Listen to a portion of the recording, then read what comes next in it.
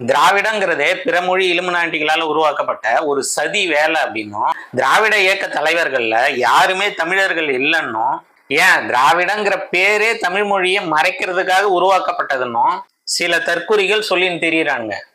உண்மையான வரலாற்றை தேடி படிக்கிற அளவுக்கு தெம்பில்லாத, திராணி இல்லாத, வக்கில்லாத தற்குறிங்க அடுத்தவங்க கடிச்சிட்டு துப்பிட்டு போன எலும்பை தூக்கின்னு வந்து இவனுங்க கரண்டிங்கிறானுங்க. இவனுங்க தான் தமிழ் தேசியத்தை தங்கிலீஸ்ல வளர்க்குற தற்குறிங்க. சரி, இன்னைக்கான காணொலிக்குள்ள போலாம். திராவிட இயக்க வரலாற்றை பார்த்துட்டு வரோம். இந்த தொடர்ல இது 2வது காணொலி. முதல் காணொலியில திராவிட இயக்க வேறான டாக்டர் நடேசனார் பத்தி பார்த்தோம். டாக்டர் நடேசனார் உருவாக்கிய திராவிட சங்கம் பத்தியும், திராவிட மாணவ விடுதியான திராவிட இல்லம் பத்தியும் பார்த்தோம். இந்த 2வது காணொலியில நீதி கட்சின்னு அழைக்கப்பட்ட தென்னிந்திய நல உரிமை சங்கம் அதோட தோற்றத்தை பத்தி பார்க்கலாம். TM நாயர் சென்னையில ஒரு பிரபலமான மருத்துவர், பெரும் செல்வந்தர். அவங்க குடும்பமே ஒரு பெரிய குடும்பம். அப்பா ஜட்ஜி, அண்ணன் கலெக்டர்னு ஒரு பெரிய குடும்பத்துல இருந்து வந்தவர். வெளிநாட்டுல போய் மருத்துவம் மற்றும் மருத்துவ ஆராய்ச்சி படிப்புகளை படிச்சவரு. அப்புறம் சென்னையில வந்து செட்டில் ஆயிட்டாரு. மருத்துவரா மட்டும் இல்லாம சென்னை மாநகராட்சி உறுப்பினராகவும் பல ஆண்டுகள் பணியாற்றி இருக்காரு.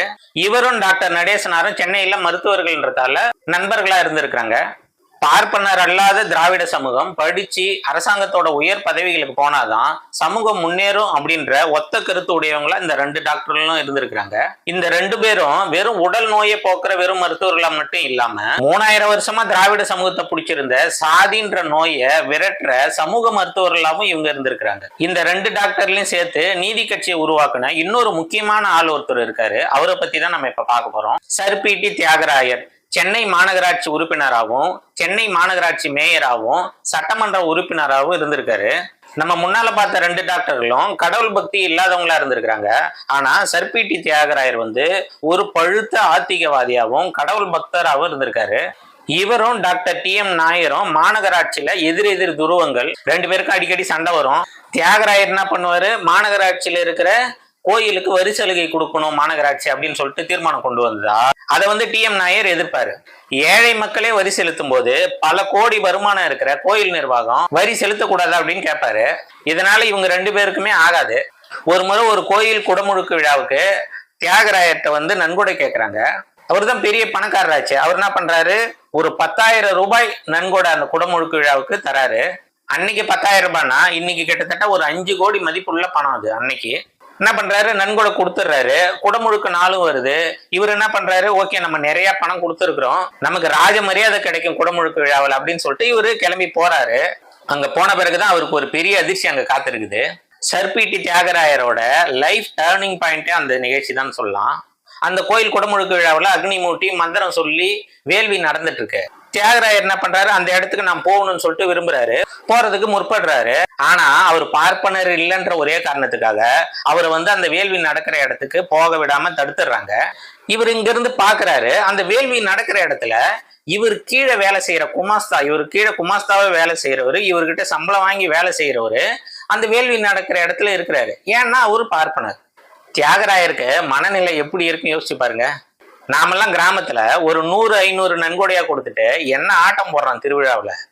ஆனா 5 கோடி கொடுத்தவரை வெளியே நிக்க வச்சா அவருடைய மனநிலை என்னவா இருந்திருக்கும் யோசிச்சு பாருங்க. ஆனா அது கூட பரவாயில்ல, இவர்கிட்ட சம்பளம் வாங்கி வேலை செய்யற ஒருத்தன் உள்ள இருக்கான். இவர் 5 கோடி ரூபாய் கொடுத்துட்டு வெளியே நிக்கிறாரு.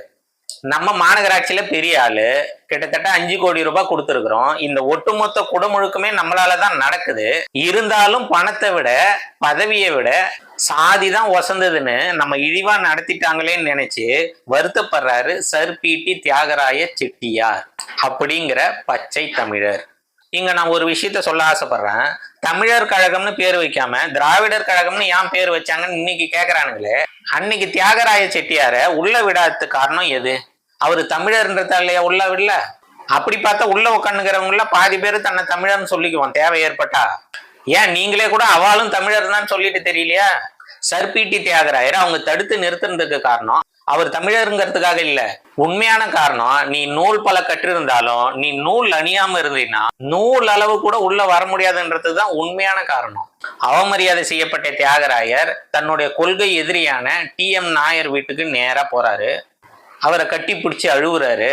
அன்னைக்கு பழுக்க ஆத்திகராக இருந்த தியாகராயர் அன்னையிலிருந்து தன்னை ஒரு நாத்திக இயக்கத்துல இணைச்சுக்கிறாரு. நம்ம முன்னாலே பார்த்த மாதிரி ஏற்கனவே டாக்டர் நடேசனாரும் டாக்டர் டி.எம். நாயரும் ஒன்னா இருக்கிறாங்க.